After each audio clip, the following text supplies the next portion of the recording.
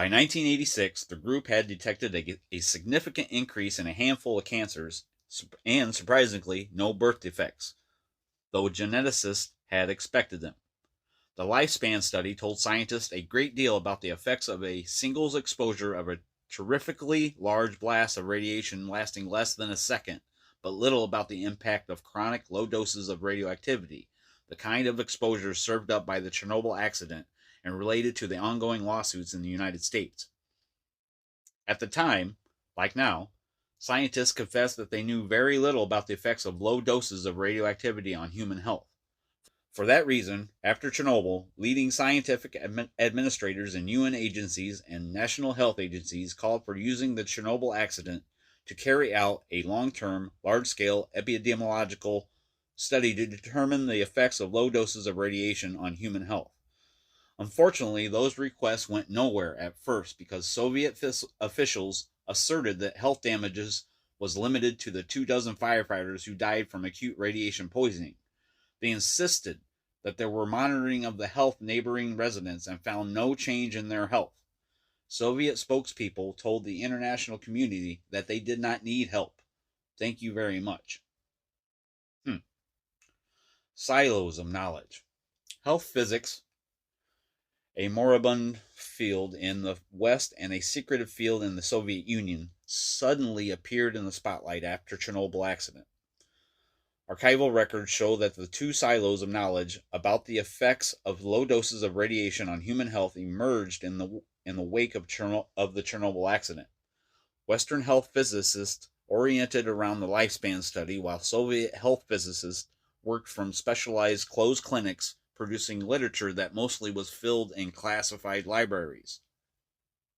A few months after the accident, Western health physicists, extrapolating from Hiroshima, announced that given the reported levels of radioactivity released in the accident, they expected to see no detectable health problems as a result.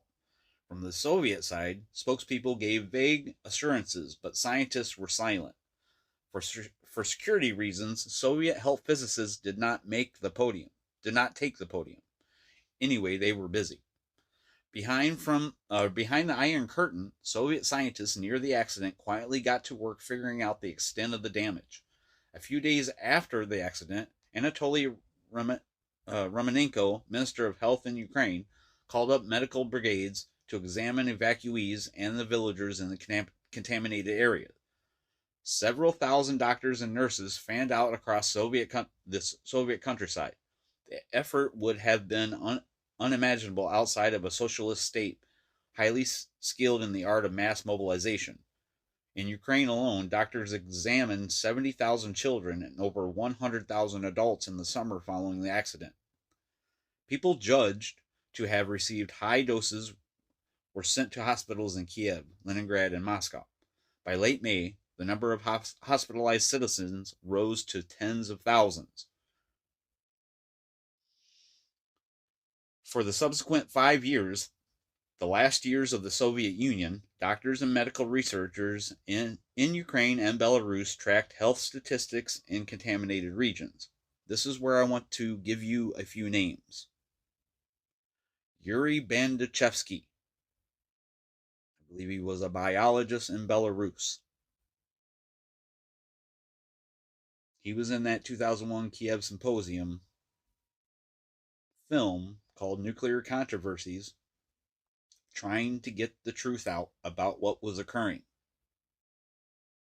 After that, they put him in jail for 9 years on trumped up charges to keep him quiet. And he did. He kept quiet.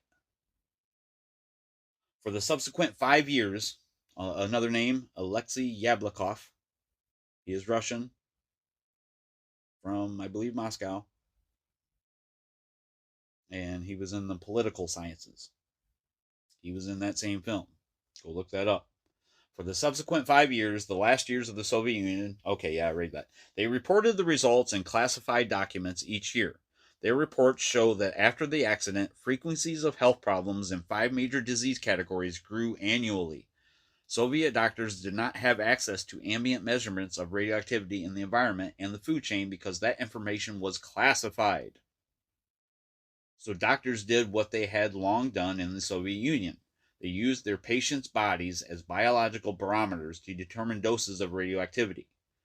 Medical practitioners counted white and red blood cells, held radiation detection counters to the thyroids of their patients, measured blood pressure, and scanned urine.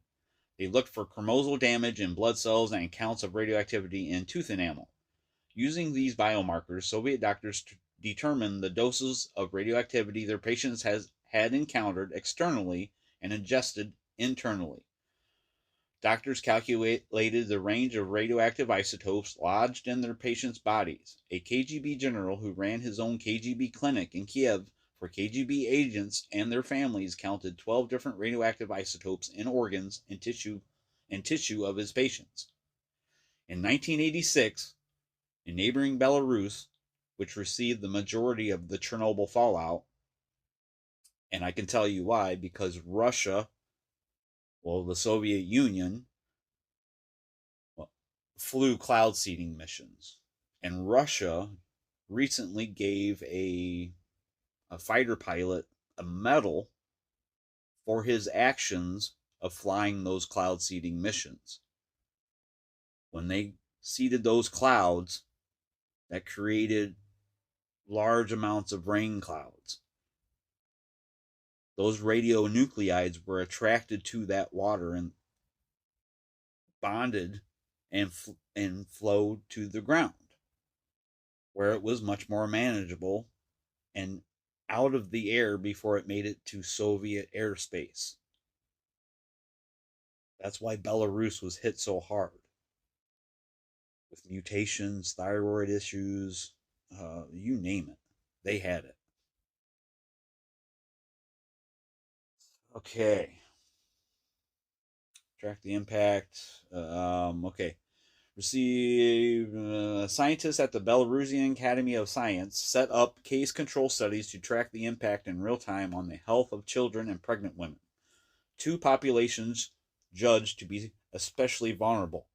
The Academy also commissioned dozens of studies of radioactive contamination in the atmosphere, soils, plants, agricultural products, and livestock.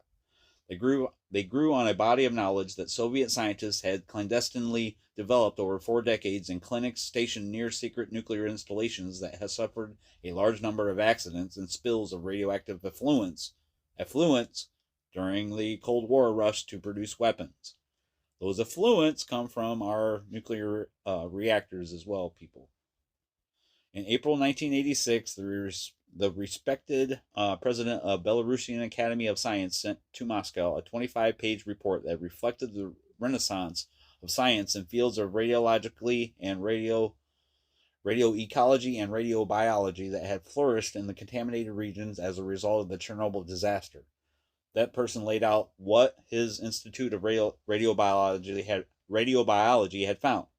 Almost the entire territory of Belarus had been contaminated, Konopela wrote, except for a few northern regions. The contamination had a mosaic complexion, with radiation levels differing 10 to 20 times in the areas a few kilometers apart, even long distances from the plant. They found areas of between 50 and 100 curies per square kilometer in the topsoil. No more than 1 curie was considered safe. That's because of the cloud seeding missions. They came down in bands, where you have these concentration bands with miles apart from each other, kilometers apart. Analyzing corpses of people who died between 1986 and 1988 in the most affected provinces, Belarusian scientists learned that the radioactive cesium and ruthenium accumulated in the spleen and muscle, strontium in bones, and plutonium in lungs, liver, and kidneys. They found unnervingly no dependent relationship between the levels of accumulated isotopes in the bodies and radioactive contamination in territories. All corpses in Gomel province had